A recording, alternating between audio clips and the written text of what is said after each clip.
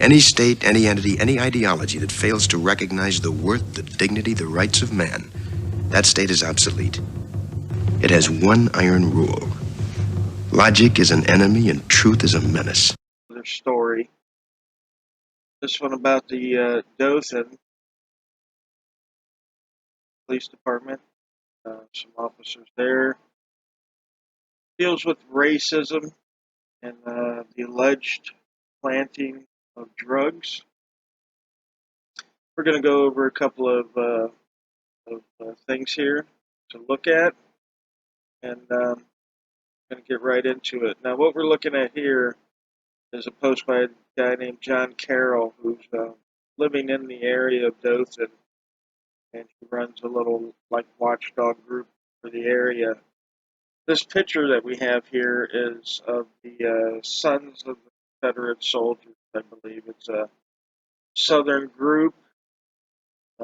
See, they've got the Confederate flag, and these are officers. These are all officers here.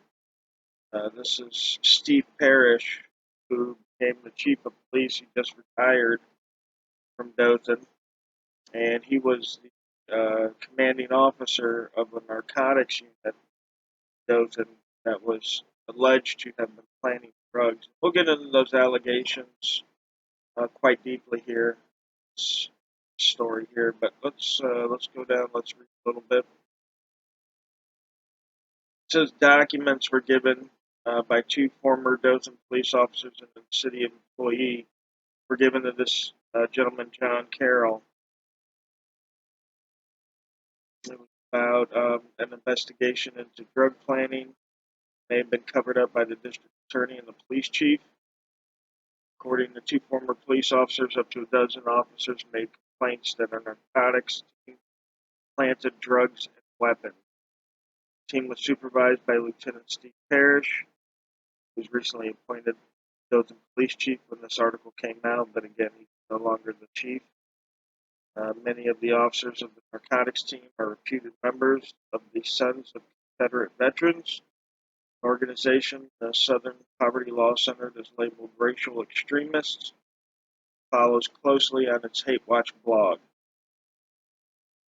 Alright, so it says Parrish, he founded the local chapter. This picture holding the Confederate flag was its supreme commander. John spoke with Parrish directly. He acknowledged starting the local chapter, but claimed he was a history buff. The Civil War was not about slavery. Said they contacted the national organization. Says since the early 90s they forbid participation in hate groups by its members. Says, however, its official newsletter defended the Ku Klux Klan, argued the United States hated white people. You guys get the point there. So, Steve Parrish, who was the leader of this narcotics unit, later become chief of police, was the Grand Master, Supreme Commander, of this Confederate group here in southern Alabama. To even go further, Steve Parrish named his son Nathan Bedford Parrish. Okay, so I'm pretty sure you guys are getting the picture here of who was running this narcotics unit and then who eventually ended up running the department there.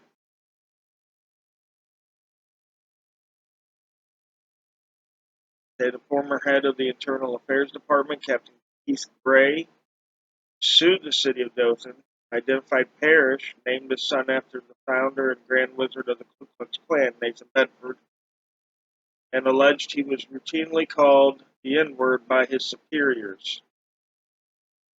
Okay, and this is Keith Gray right here. Gray's internal affairs investigation into drug planting, according to him, was stopped by a former police chief after the first member of the team was questioned. Illegal drugs and stolen weapons that were not evidence in cases were discovered. We've got all the information on these drugs and weapons that were discovered, so you guys want to stick around. I'm going to link this specific article here into video.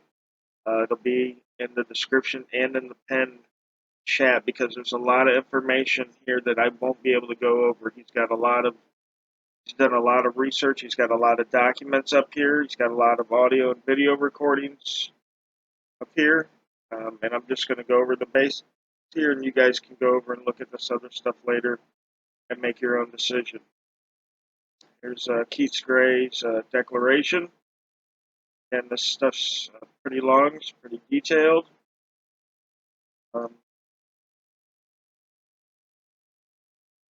Says the documents appear to identify multiple cases with missing evidence prosecuted by the district attorney. This is absolutely correct. There's multiple cases with missing evidence that was prosecuted by the district attorney. Okay, this information was not shared with defendants, which is a violation of the Brady Rule. Okay, and the Dothan Police Department Memorandum, August 30th, 1999.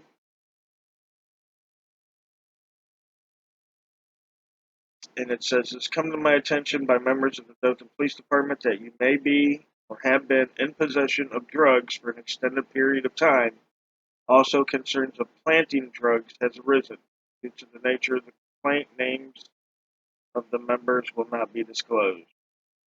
Okay, we're going to get into who this person was, this officer was that had these complaints filed on him about drugs and weapons.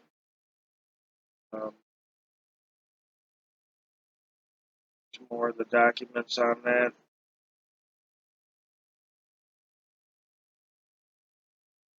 And it goes into a polygraph examination.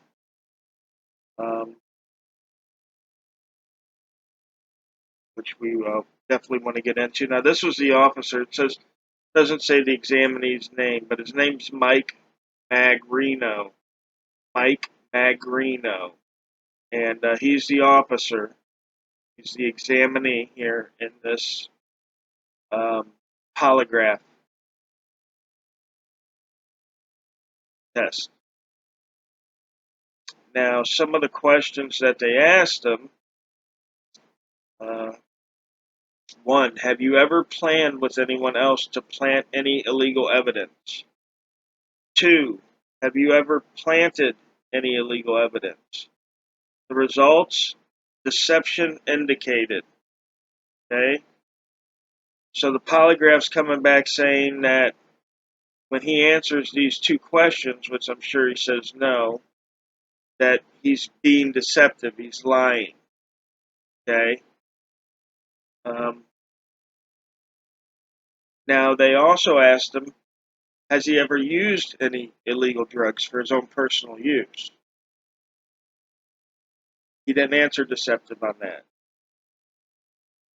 It also asked if he sold any illegal drugs. He didn't answer deceptive on that. Okay? So he answered no to all those questions. So if he's not using drugs and he's not selling the drug and he's caught with a major amount of drugs, what exactly is he doing with those drugs?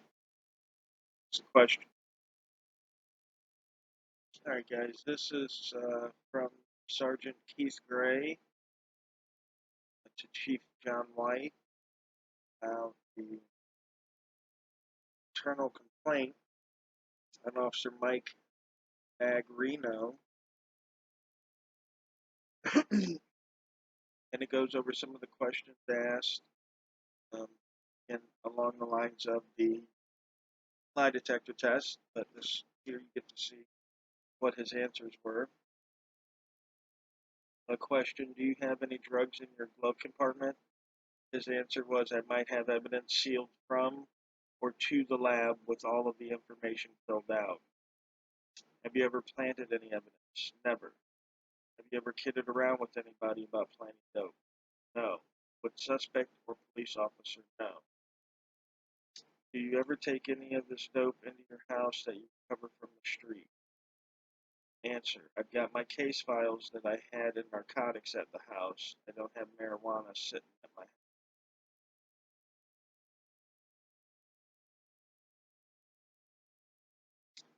During this interview, I questioned Mike about any drugs that may be in his physical or constructive possession of the police vehicle. Okay, now here's where he starts admitting that he's got all kinds of, or some drugs in his car. Here he said he recovered a quarter bag of marijuana. He was trying to establish such and such as a confidential informant, so he didn't get a case number, evidence number, or make an offense report of the incident. This evidence was stored in the driver's side door pocket of his police car in a plastic sandwich bag. Then,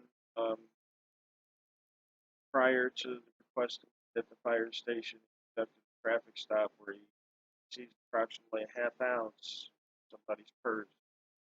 Failed to obtain a case number, property evidence number, or make an offense. The evidence was located in Mike's left front pants pocket. The evidence was contained in a plastic sandwich bag. And then he goes into more evidence. And then it says that Captain Gray went and conducted a search of his car, and it says, I seized drugs from both front door compartments, passenger seat, glove compartment, underneath both front seats, and within case folders located in the trunk. Also seized from the trunk were 3 handguns, one of which was listed as stolen. Each item listed that contains drugs and guns constitutes separate violation of Dothan Police Department rules and regulations. So it goes on about the polygraph, then it goes on about where items were seized. But we're going to go over the items later. I have a detailed list of everything that was taken.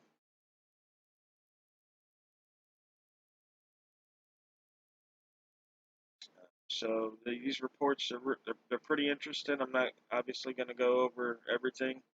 Here's the evidence that was seized, but I got a better copy without all the redactions. We'll get into that.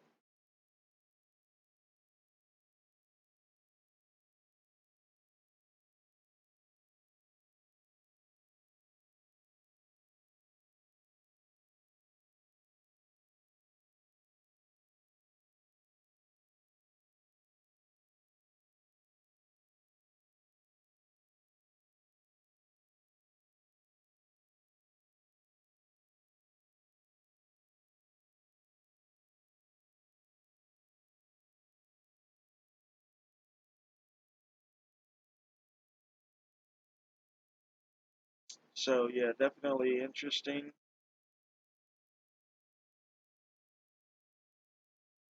A lot of these people that were prosecuted by this district attorney should have been released, seeing as how they had no evidence because it was all in this officer's car.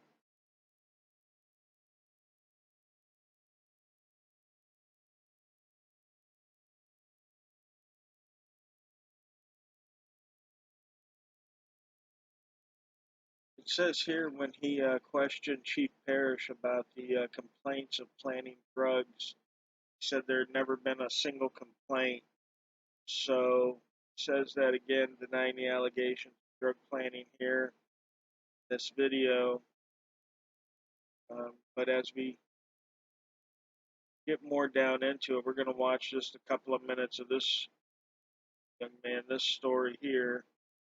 Complaint that I filed with the Dothan City Police Department. Now, what is the date on that? 2005. Now, let me ask you a quick question. Are you aware that Steve Parrish claimed in a press conference that he had never had any complaints since he'd been there? Well, I done filed 2 complaints. This is the actual copy and the actual denial coming from official stationery. So how is it, do you think that Steve, you think I mean, how could he look at the public in Dothan and say there'd never been any complaints when you've got them in your hand? He probably could say that to people that don't know any better, Right. but I happen to know better. I want Chief Parrish to either get off the pot, because simple fact, these officers deserve to be fired for what they did. All of this is documented in the books. My case went all the way to the United States Supreme Court. I won it at the state court level. This is 9 judges. Supreme Court overturned it 6-3. Application rehearing, I picked up another vote. It was 7-2. Went to the Supreme Court, pissed the shit out 9-0. The Supreme Court ruled 9-0 in your favor. Refused to hear it because the Supreme Court of Alabama had already adjudicated Got it. and demanded my release. I stayed in prison 2 more years. That's what made me sue the parole board. I didn't get fully adjudicated to where I gained my freedom to 2009. It took me 8 years to get over this overall conspiracy. Who was the first judge you had in Dothan, Houston County? Judge Sidney Edward Jackson. Okay, so he convicted you. He ruled. Yes. All right, you appealed that. Yes. It went directly to the Supreme Court of Went to the Alabama. Criminal Court of Appeals. Okay, how did they rule? They affirmed it They affirmed it. Yes. So then you appealed to the Supreme Court of Alabama. by writ of certiorari. Okay, and they freed you. I took 4 issues up there. I dropped one, the Batson versus Kentucky, dealing with jury strikes. I took my other issues up there. They granted my certiorari as to all my issues, and they reversed it on the first issue. Then what happened right then? Right then, they issued a mandate order I be released, February 24th, 2002. But they didn't release you. So I had to sue the parole board to get released. That's right. Petitioner called before this court by writ of certiorari challenging the revocation of his parole. The court has reviewed the complaint, respondent's answer, and the respondent's supplement answer. They couldn't answer. They put an answer in there, but they couldn't explain why I was still in jail. Respondent's supplement indicates the board rescinded its revocation order and conducted another parole revocation hearing. Insufficient evidence was offered at the second hearing. That's after conviction had already failed. And I was turned loose. Now, I told you this actually started in 2008. I fought them. You see, notice this against the parole board. That's in 2003. That was part of my first lawsuit. This is in 2006, my second. All right, guys, we're going to leave it there. You can watch the whole video of this young man here on this link that I'll provide to you. But yes, there is documented evidence of complaints of drug planting, of innocent people like Kenneth here going to jail because of the corruption here in this department. And I just wanted to go over, just because these gentlemen have a Confederate flag doesn't mean they're racist by any means. Just because they're, part of a group, Sons of Confederate Veterans, doesn't mean they're racist. But, when you take everything together, it does signify racism in the department.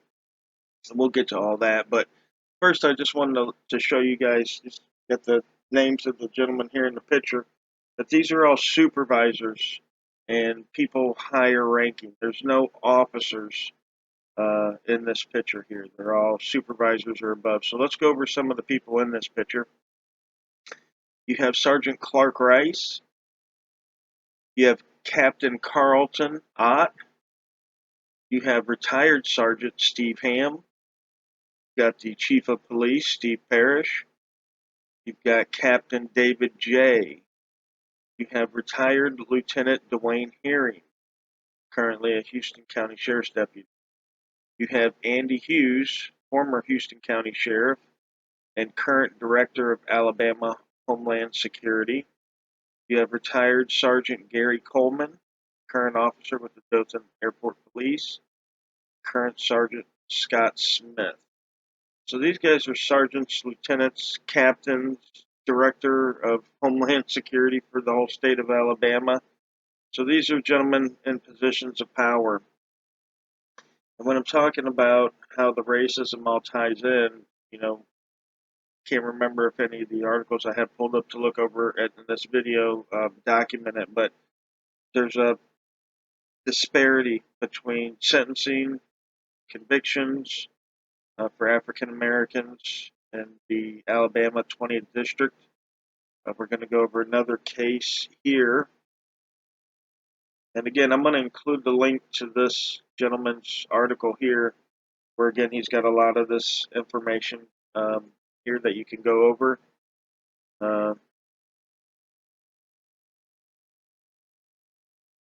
So this gentleman, Frederick Brunson, now it says here in Brunson's case, after the jury informed the judge they did not think he was guilty, they were ordered to return with a guilty verdict. A bag of drugs was presented by the district attorney's office, which admittedly had none of Brunson's fingerprints on it. But Gray's internal affairs investigation revealed that there was no evidence to start with. That's because Mike Magrino had the evidence in his car. Okay, so you guys can watch this gentleman's video. But again, this is not the first time we've heard of these allegations. This is a picture of Sam 2, who I also did a story on. That's in my videos there. And this gentleman was a firefighter there in Dothan, and he caught them selling weapons out of the fire department. And for the next, I believe, 27 years, they retaliated against this man. He's had 23 unlawful arrests. He's beaten 20 of them. 3 are pending. He's been assaulted 11 times with over $155,000 in medical bills from the assaults, all documented.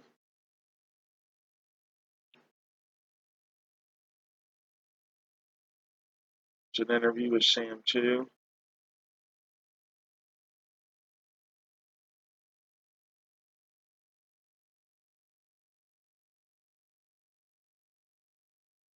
Says this gentleman received prison time, was brutally beaten, speaking up for their rights.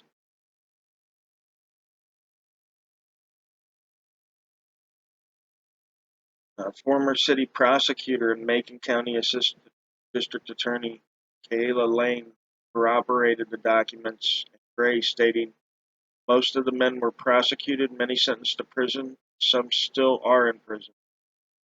She was aware of approximately 100 complaints to the FBI. Lane pointed to the account of Big Sean Myhan, where in an especially candid moment he described to the city commission being beaten, having drugs and money stolen from him by narcotics officers.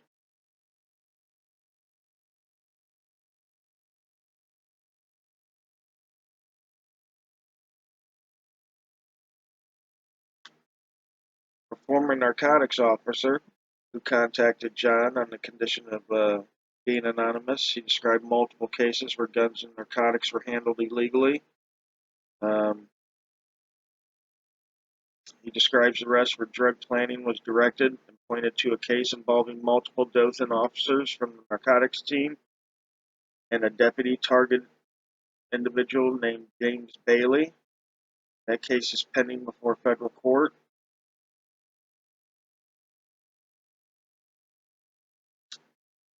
And here is the Birmingham attorney, Ruth Robinson, discussing Dothan drug planting.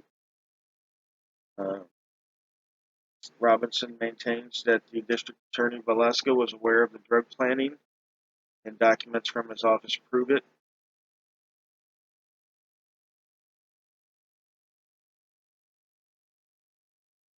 And here is an interview of a lady named Miss Brown, Heather Brown.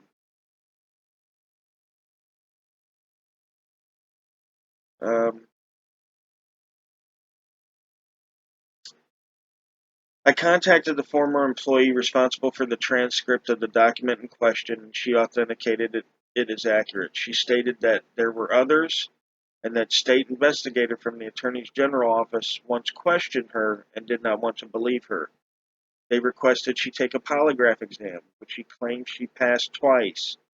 Additional documents I obtained reveal the district attorney's office then appears to make sure this interview that contains direct information of drug planting does not become available to discovery requests by the defendant.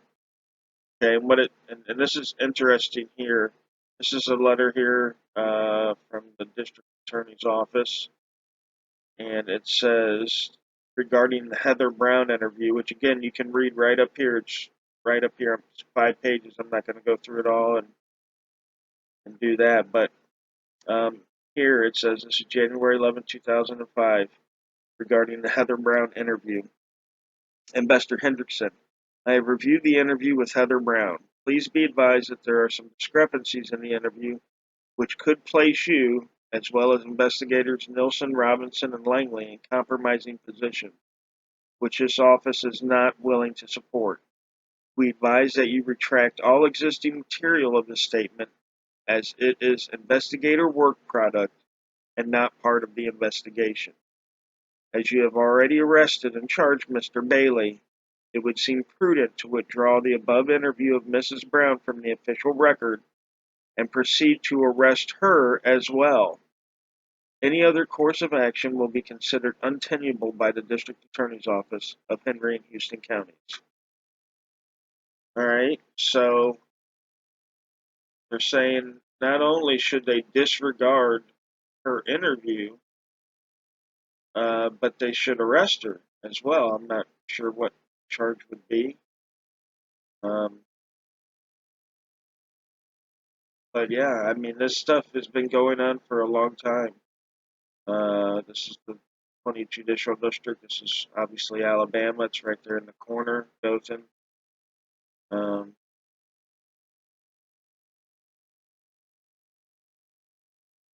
Yeah, I mean, it's definitely, there's a picture of the District Attorney, Doug Velasky. And this guy's just a straight scumbag, this district attorney. Even the 11th Circuit said that this guy was unethical and unconstitutional. So we're going to go from there. Okay, now when this gentleman released his report, a couple of news agencies, got on it. So a couple of news agencies got on this report, and John told them, the guy that wrote the report, go ahead and do your own record request. I'm not sharing my documents with you, this or that.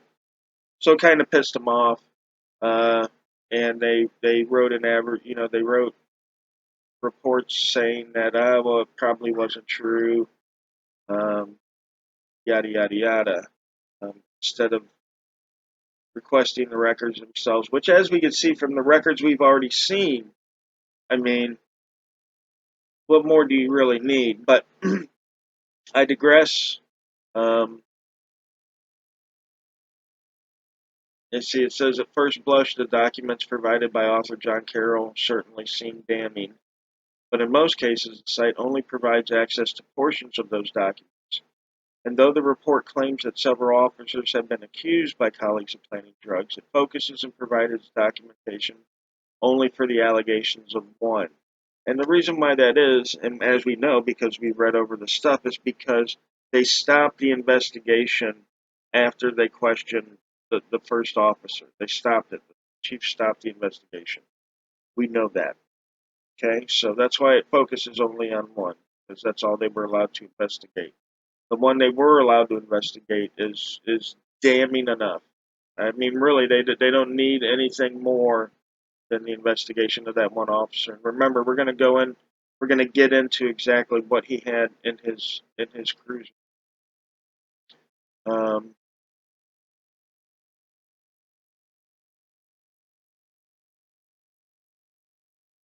So it says that the John Carroll looks to be the main and appears only person reporting on this. He goes on to say, on the other hand, no one I talked to who has done criminal defense work in Alabama was surprised by the allegations, and all had negative things to say about Dothan, Houston County, and District Attorney Doug Velasky in particular. Velasky has been DA there for more than 20 years. One prominent defense attorney in the state says the county is so rife with racism that he had advised black clients to take plea bargains even when they have corroborating witnesses, simply because white jurors there just tend to assume that black people are lying.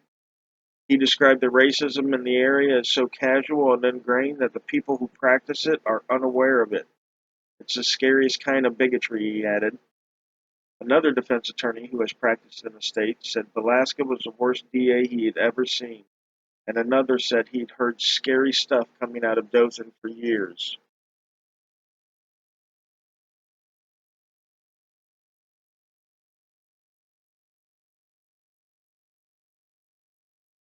Here are some other things we know about Dothan, DA Velasca, and Houston County. According to the Equal Justice Initiative from 2006 to 2010, prosecutors from Houston County used preemptory strikes to exclude 82% of black jurors from death penalty cases. Because of those challenges, every single death penalty case in Houston County over that period had an all-white jury or a jury with a single black juror. Houston County is 27% black. Velasquez's office has had several cases overturned by appeals courts due to the systematic exclusion of blacks from juries. He has also had verdicts overturned due to illegal evidence and improper comments to juries. Despite a population of just 103,000, Houston County has sent 17 people to death row, a staggering rate that leads the state, and as best I can tell, is the highest rate in the nation among counties with 3 or more death sentences, by quite a bit.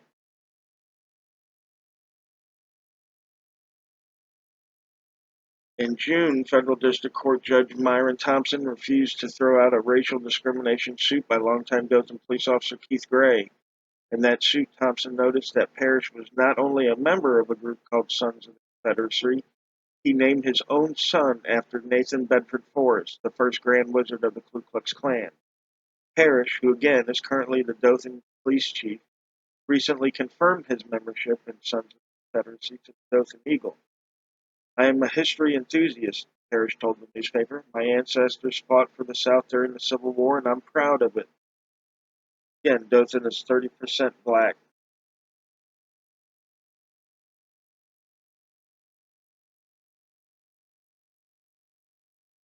Let's see.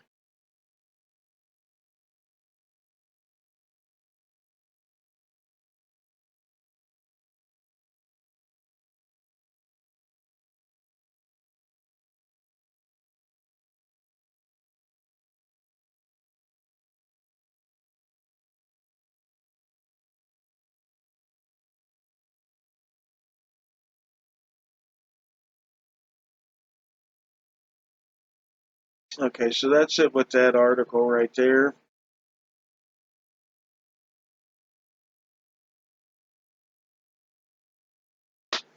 All right, now let's get to the good stuff here. This, as soon as it pops up, is going to be the evidence seized from Officer Michael Mangrino's patrol car.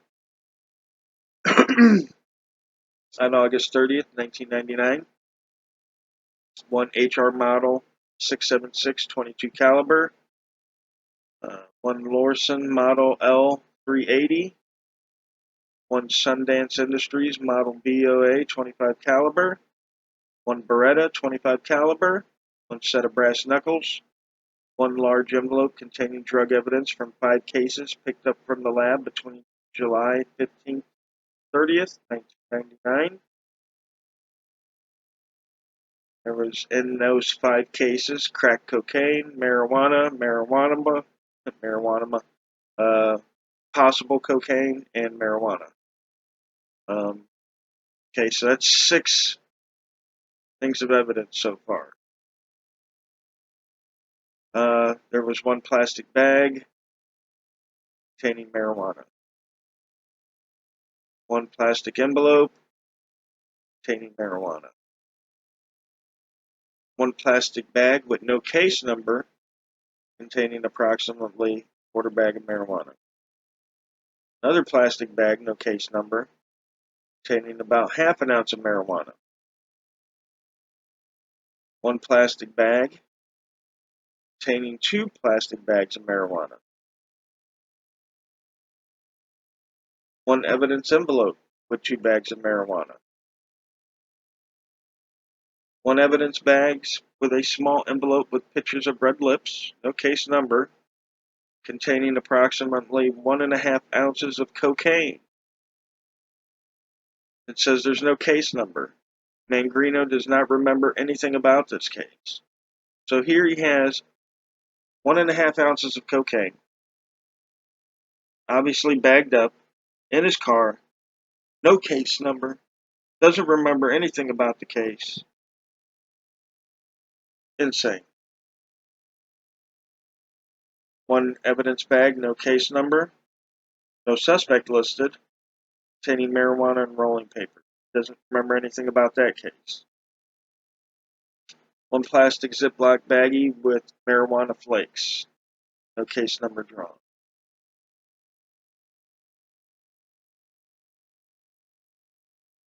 I'm going to go through all of this so you guys can see just how ridiculous this is, how much stuff this guy had.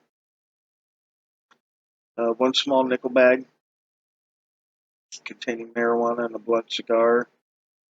1 Ziploc nickel bag. Does not remember anything about this case. Another nickel bag. Doesn't remember anything. 2 sandwich bags, one inside of the other. Case number drawn. 1 sandwich bag containing a nickel bag. Doesn't remember anything about it. No case number. 1 sandwich bag with marijuana. No case number. 1 plastic evidence envelope with loose marijuana containing 1 additional bag of marijuana, which has been in this police car since it was seized on 12/16/98. So almost a full year that marijuana had been in this car. 2 aluminum smoking stems with residue, no case number. Doesn't remember anything about the case. 1 plastic container with marijuana cigarette butts, roaches. No case number. Seized in 98 and another year. 1 marijuana cigarette found in driver's side door pocket. The item was apparently lost from the trunk and nose of the trunk during departure. Then we have case folders with drugs. Another case folder. Patient Shelley. Methamphetamine. Not sure if that's 104 grams. 1 manila case folder. Marijuana and cocaine. This was in custody of him from 4/29/97 to 8/30/99. Over 2 years, Mike Magrino had this case folder of drugs. Okay, Kimberly Lampkin, cocaine. Another one from cocaine. Again, these are all 2 years. 2 years old. This one here is almost 3 years old. Lee Patrick Flowers, cocaine. Another one, Lee Patrick Flowers, cocaine.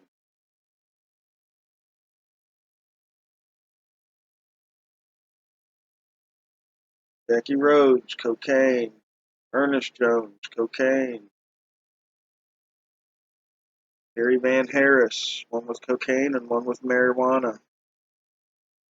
Custody of Mike Mangrino, almost 2 years. Okay? And when I say in custody of Mike Magrino, I mean in this guy's car. Okay? It's where he stores his evidence, is in his car. Look at all these drugs, guys. Look at all these drugs. Here's case folders with missing drugs. Okay? Don't know where the drugs went. They're missing. Okay, but we got the case folders here. Cocaine, cocaine, cocaine, cocaine, cocaine.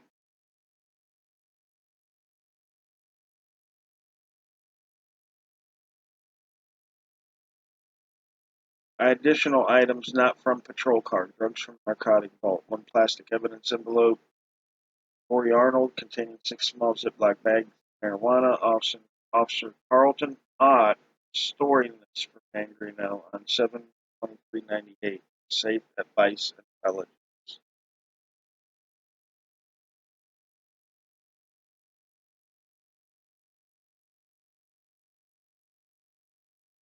All right, so you got all these drugs and weapons seized from this officer's car, and we've got a polygraph test um, showing that he lied about planning drugs. He lied about talking about planning drugs, but he didn't lie about using drugs or selling drugs. And they also did a drug test on him, and it came back negative. So if this guy's not selling drugs, he's not using drugs, and he's got drugs and weapons in his car, some for 2 years. I mean, logically, what are we supposed to what are we supposed to believe here? That there's no drugs being planted in Dothan?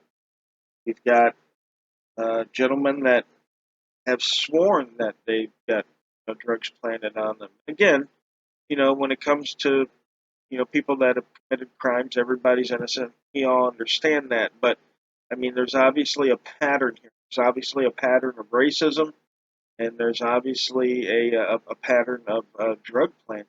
Um, it would seem. So now I waited for the best to the last, um, and I know you guys are good, excited to know what happened to Officer Michael Mangrino. Because remember, this was in 1999 when this was found. So this was over 20 years ago that this investigation took place. And the reason I'm talking about it to everybody today is because not a lot of people knew about this. Not a lot of people realized what was going on here. Though it made the news a little bit, they pretty much quickly squashed it. You know, they had the Washington Post and all the regular media come in and kind of gloss over this story that John Carroll put out. Nobody did any digging in it, and of course, the ones that did do digging in it, um, they kind of helped cover it up, the FBI and such as that. So, um, yeah. So Michael Mangrino was not arrested. He was let go. He does have a clean record, and from what I can find, sort of where is he now? It seems that Mike is um, now a private investigator in Dothan, and this is his website here.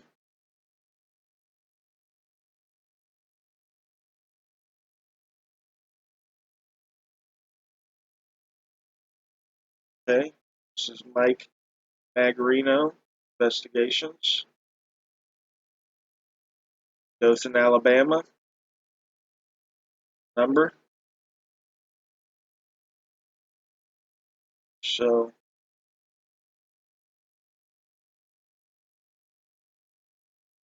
get the truth today. I wonder if we were to call Mike, if we would be able to get the truth today. I'm betting you we wouldn't be able to. Betting you we wouldn't be able to get the truth today from Mike. But it's good to see that even after holding all those drugs for that long, it wasn't a crime. It was just a policy violation on the storage of evidence, for Dothan Police Department. It wasn't a crime for an officer to have God knows how much drugs and weight in his vehicle and guns, one reported stolen.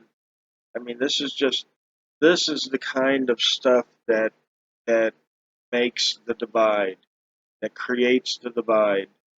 When we see stuff like this and there's no kind of punishment for these people. I mean, it's just ridiculous. Are you trying to tell me that this guy did not know that what he was doing was wrong?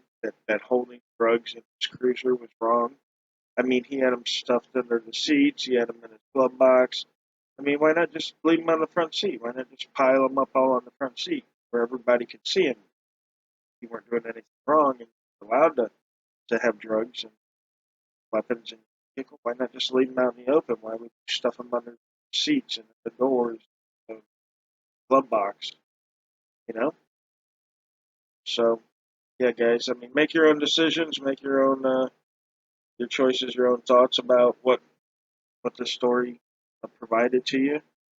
But to me, it's just another example of why we got to do what we got to do. Why we need support on Activism News Network so we can uncover stuff like this, because there's so much stuff going on. There's so much stuff. We don't have enough people. We don't have enough time. We don't have enough money. Support from the community in order to make it happen. We'll go from there. So, guys, thanks for joining me today. I know it was kind of a long one, kind of a long story, but there was a lot to fit in. I hope it was beneficial to everybody watching. All right, we'll see you guys again. Thanks for coming.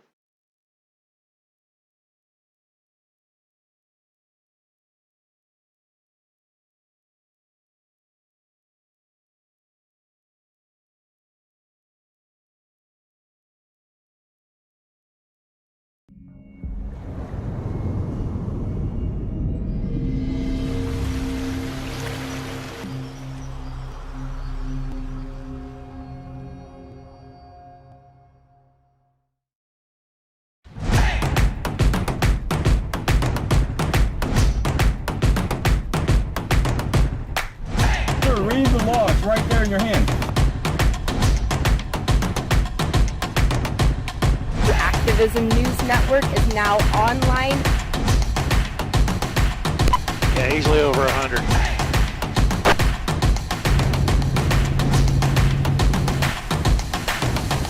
What's your name and your badge number?